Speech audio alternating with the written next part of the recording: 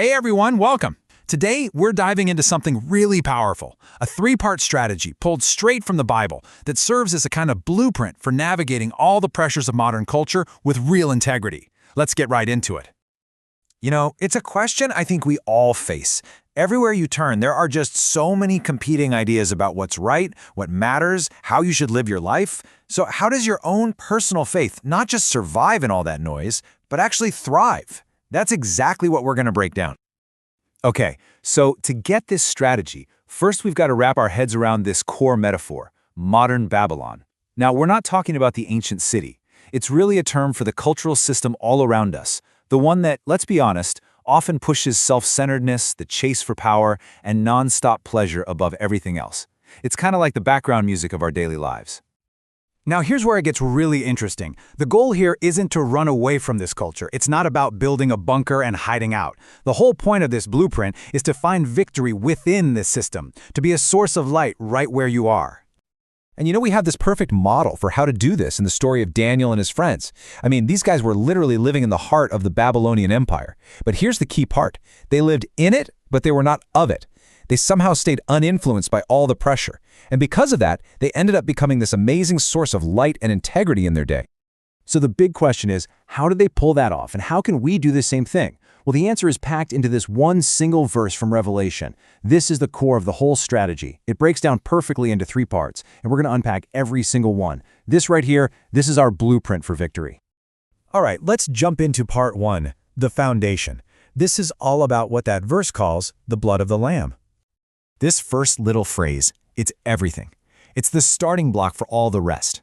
And it's presented as the absolute, non-negotiable foundation for victory, because it immediately shifts the focus away from our own strength, our own abilities, and puts it onto something else entirely. And here's the crucial insight. This is a real game changer. This isn't about just trying harder or gritting your teeth. The core idea is that victory over all that cultural pressure isn't something you can earn with sheer willpower. It's something you receive through grace, a concept that's totally rooted in the forgiveness that's possible because of Jesus' sacrifice.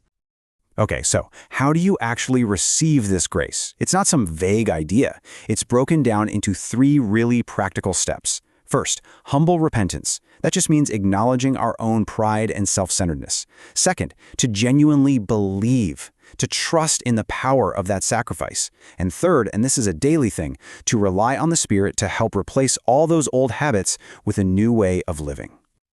All right, let's move on to the second pillar. This is where we see how this all builds. This is part two, the proof, and it's described as the word of your testimony. This is where that internal foundation starts to show up on the outside.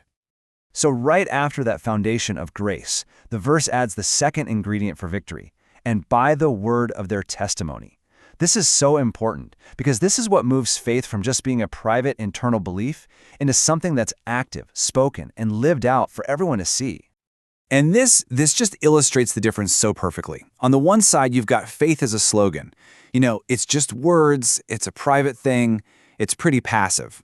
But on the other side, you have faith as action. It's lived out, it's a public witness, and it's totally uncompromising. Daniel and his friends are the best example. They didn't just say they believed in God, their actions proved it, even when it was incredibly dangerous. And really, it all boils down to this. Your life is the most powerful argument you will ever make. The big idea here is that the world isn't really convinced by clever debates or arguments. It's convinced by watching somebody live a life of integrity that actually lines up with what they say they believe. And that brings us to the third and final part of this blueprint. And this one is called the fatal key to overcoming the whole system. This is part 3, a fearless heart. The final and maybe the most challenging piece of this whole puzzle is this phrase. They did not love their lives so much as to shrink from death. Whoa. That speaks to a level of complete and total surrender, which, as we're about to see, is the key that unlocks absolutely everything else. So why is this called the fatal key? Well, think about it. The primary tools the system uses are based on fear, right? Fear of loss, fear of missing out, fear of what other people think. So a person who is no longer controlled by those fears, well, they become totally free from the system's power.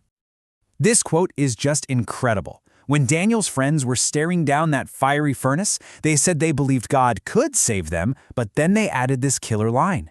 Even if he does not, we still won't bow down. Their faith didn't depend on getting the outcome they wanted. That, right there, is a fearless heart in action. So what does this fearlessness, this self-denial, actually mean for us? It's not just about being willing to face physical death. It's about releasing our death grip on all the things the world tells us we have to protect. Our reputation, our status, our comfort, our security. It's about choosing to live for something much bigger instead. Okay, so we've covered the 3 pillars: grace, action, and surrender. That's great, but how do we actually make this stuff practical? Let's look at a super simple action plan that comes from these ideas. This table just lays it out so perfectly. For that first pillar, focused on grace, you can strengthen that with a simple daily declaration. For the second, focused on action, it's about choosing one intentional act of integrity each week. And for the third, focused on surrender, it all comes down to asking that powerful daily question, what am I willing to lose for God today? So the final thought here is a really powerful one. It's a reminder not to get intimidated or discouraged by the culture around us. The message is, this isn't a fight you have to go win all by yourself.